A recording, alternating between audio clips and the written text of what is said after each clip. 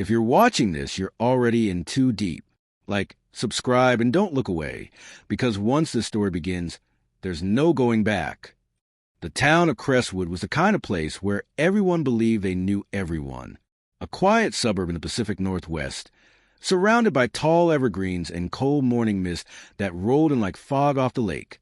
People left their doors unlocked. They waved to strangers.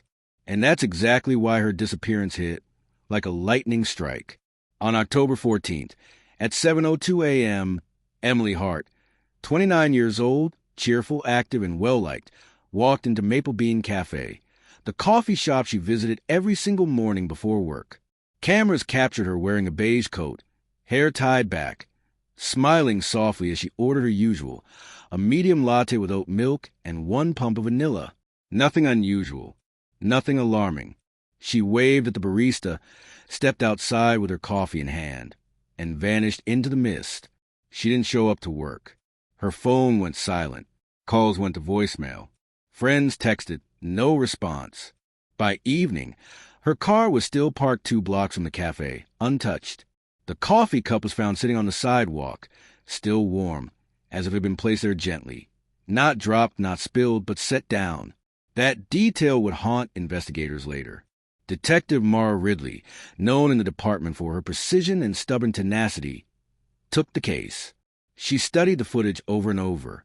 The camera showed Emily stepping out the cafe door, taking 1 sip. Then her figure faded behind a passing delivery truck. When the truck cleared, the sidewalk was empty. No struggle, no sprint, no one following.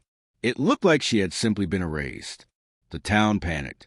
Missing posters papered storefronts and fences. Volunteers searched the forest trails. The lake was dragged twice.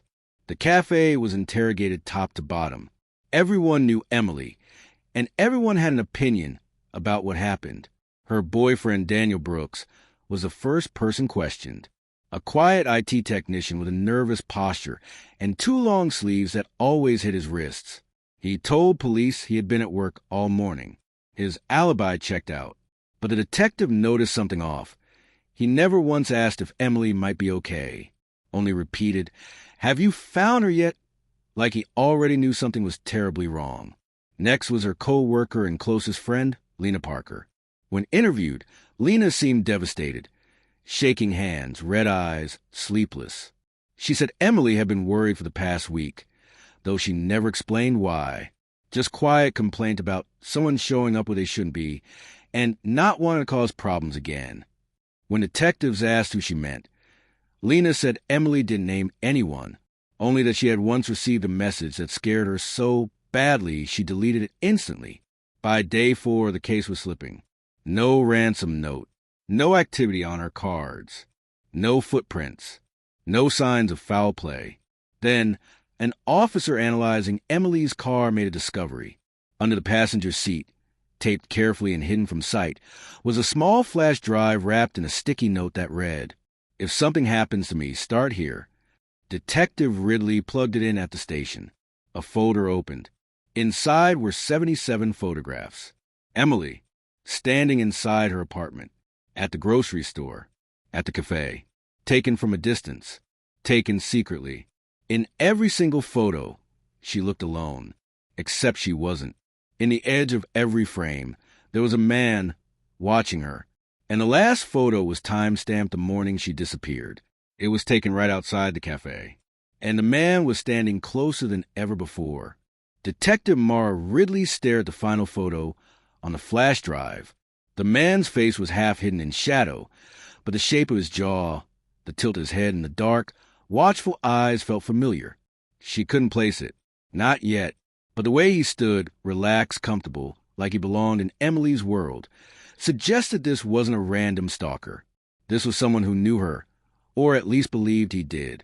The investigation shifted instantly. What was once a missing person case was now a hunt. The police canvassed the cafe again. They questioned delivery drivers, bystanders, anyone who might have seen something, or someone suspicious. A barista recalled seeing a man that morning wearing a gray hooded jacket, leaning against a lamppost across the street. He wasn't waiting for anyone, she said. He was watching her, like he'd been there every day. They checked security footage from nearby shops, traffic lights, and street cameras. And there he was, the same figure, appearing at least 5 times in the past week, sometimes just for seconds. Always close enough to observe Emily, never close enough to be approached. But the biggest shock came from Emily's phone records. There were dozens of calls made to a blocked number. Late at night, early morning, always brief, always under 2 minutes. When traced, the number led to a burner phone, purchased with cash from a convenience store 3 towns away. Another dead end. Except there was one more clue. The burner phone had connected to a Wi-Fi network twice, once near Emily Street, and once near the lake on the west side of Crestwood, the same lake where search teams had already spent 2 days dragging and scanning. Detective Ridley drove to the lake alone at dusk. The air was cold and threatening rain. Leaves crunched beneath her boots as she walked along the shoreline, slow, alert, scanning for anything that didn't belong. And there, half buried in the mud, was Emily's silver bracelet, engraved with her initials. It had been placed there, not lost. The detective's first instinct was to call backup, but before she could dial, she heard footsteps, slow, deliberate, coming from behind her. Detective Ridley, a voice called. She turned and exhaled. It was Daniel, Emily's boyfriend. His hands were shoved deep in his pockets, expression tight. "What the hell are you doing out here?" she asked. "I could ask you the same," he replied. Then he saw the bracelet. His face paled. "That's hers," he whispered. "Yes," Ridley said, "meaning she was here recently, or someone brought it here to mislead us." Daniel swallowed hard. "You think I did this? You really do?" Ridley didn't answer, because silence was often more revealing than any accusation. Daniel's voice cracked. "You don't understand. Emily didn't tell you everything. She was being followed. She told me, but she refused to go to the police."